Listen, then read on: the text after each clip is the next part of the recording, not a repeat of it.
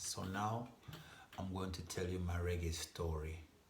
I'm going to call it my reggae black Danish reggae story or reggae Danish black story or whatever. But the words Danish and black have to be into it, or African if you want. So I'm going to be as honest as I can without offending myself and offending other people, and just try to get to the core of it. Because I know there's something very special about Denmark, and at the moment I'm still within the research of it, and we got a lot of projects that we have to do that are concerned with the specialness of Denmark. There's something very special about this country that even the Danish people seem to have forgotten. And so it's important for me to tell the story as something that is beyond my control, because it's always been like that anyway, and also because I want to get to the core of what is it that's special about Denmark and what is my relationship to that special thing, because I don't understand it, you see.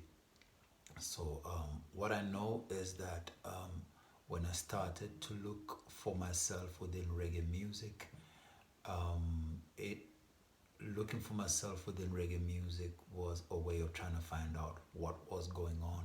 You know, I did not know who I am or why it is. I had ideas about it, and if, and I still don't.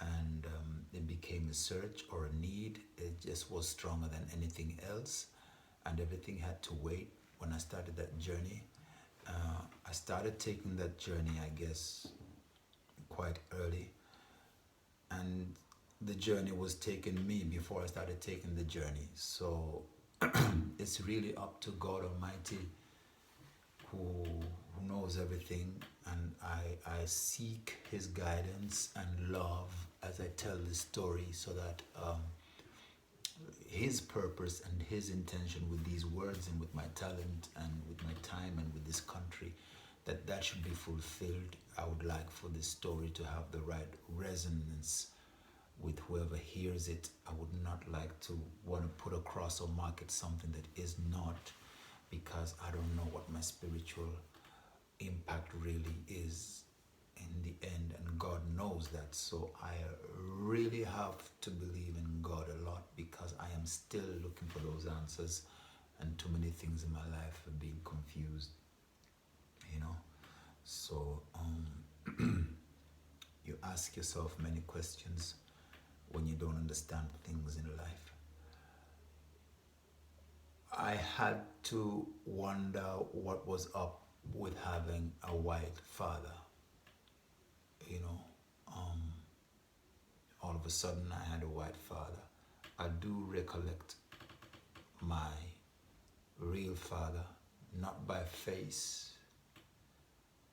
not by image, but by a presence and just a consciousness of him as being my dad, and that I had a name for him, and I used to call him Daddy.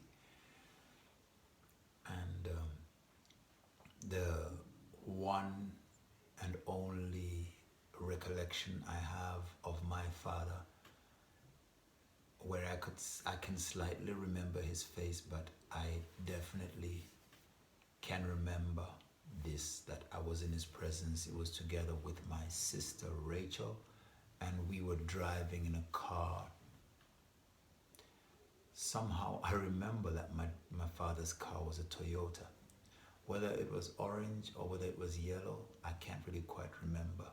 But it was the first car I ever had any recollection of in my life, and that was my dad's car. And we were driving in his car.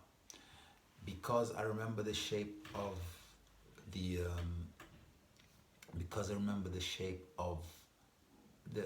the car itself and the lights and those things, I could recognize it, and I kept recognizing that car throughout my childhood, until the time when I knew that it was a Toyota, until the time that I could read, but it was always Daddy's car. My dad was driving us up a dirt road through some forest until we came to a house in an opening in the forest. It's in Zambia, in the bush, and it had a roundabout made of stone. It was an old colonial house, and I remember driving back to the roundabout and remembering the roundabout as being my home. My home, which I shared with my mother and my older sister and my mother's aunt, my mother's sisters, my aunties, who used to do a lot of walking in the bush. And when they walked in the bush, whatever adventures, whether they were looking for fruits or whatever they were doing, they always used to have me on the back because I was the baby. I must have been a year old, so I remember very well, especially my auntie Malisela.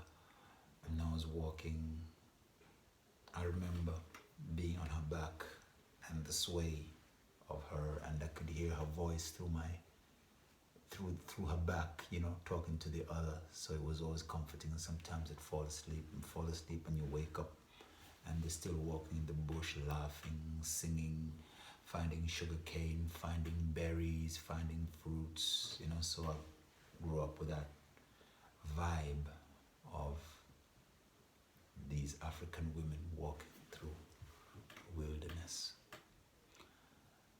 And this house, I also shared this house with a white man who was now somebody who were calling Daddy Fa, because Mom said that we had Daddy and we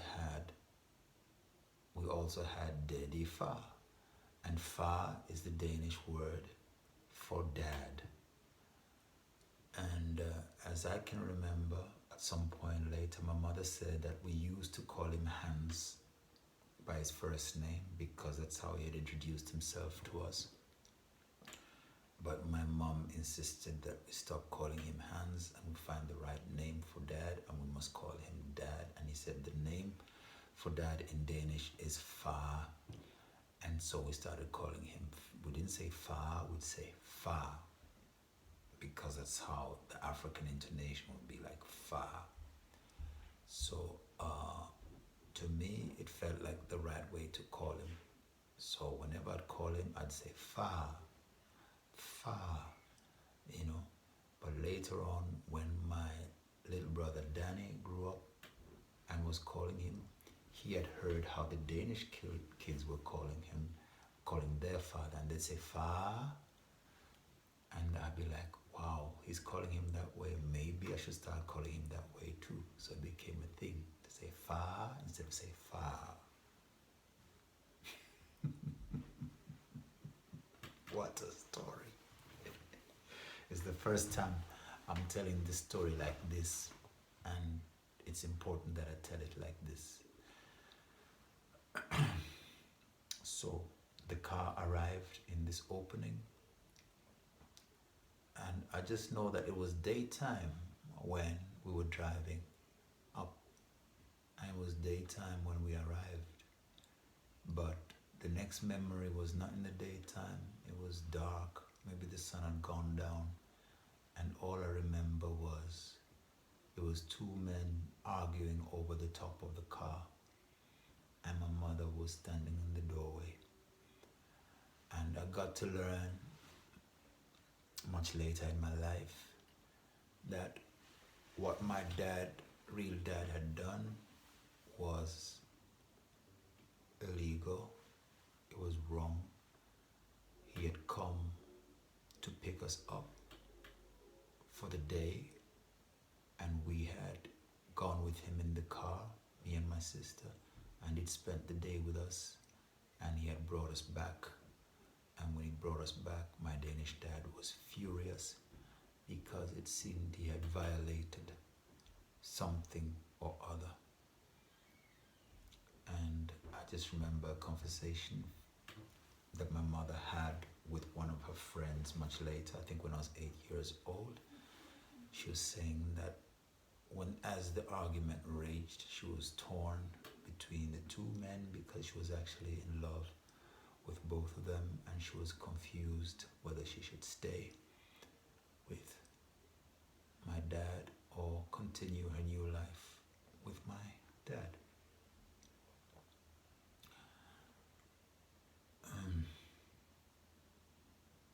I've heard many stories from different angles about what went down, and I still don't know. I just know that when my mother died and I was in Jeffreys Bay in 2015, my father was touched and we were reunited, and we stayed together in our house in Johannesburg.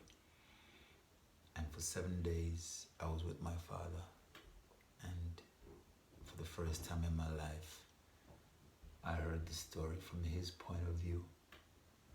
And since I heard his side of the story, I just decided I did not want to know any more of that story, because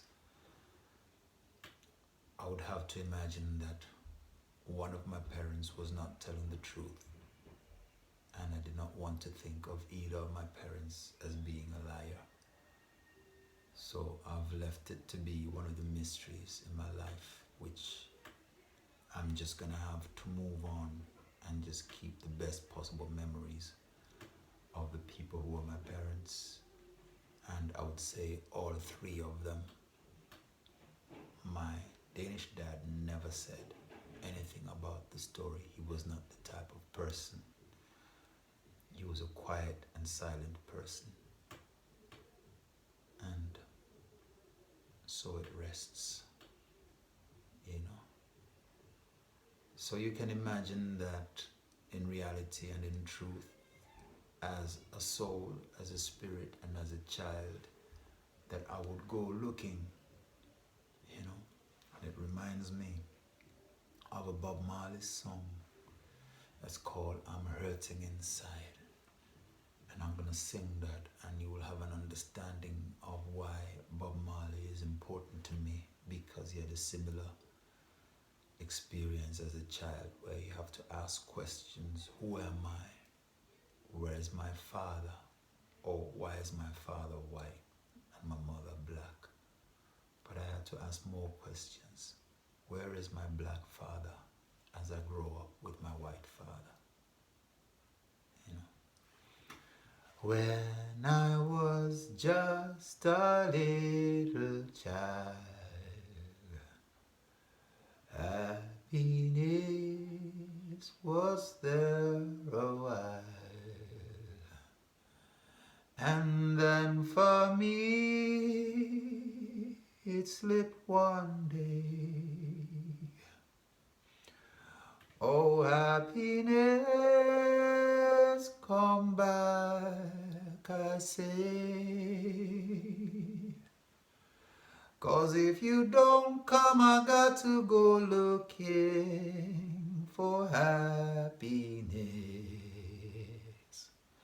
Said if you don't come, I got to go looking for happiness. I'm hurting inside. Said I'm hurting inside.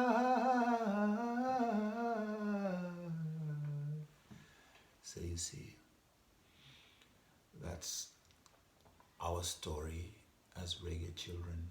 And it's not just me. It's many of us, and some were carried away into slavery, and we hear the voices crying out in the wilderness. And that is reggae.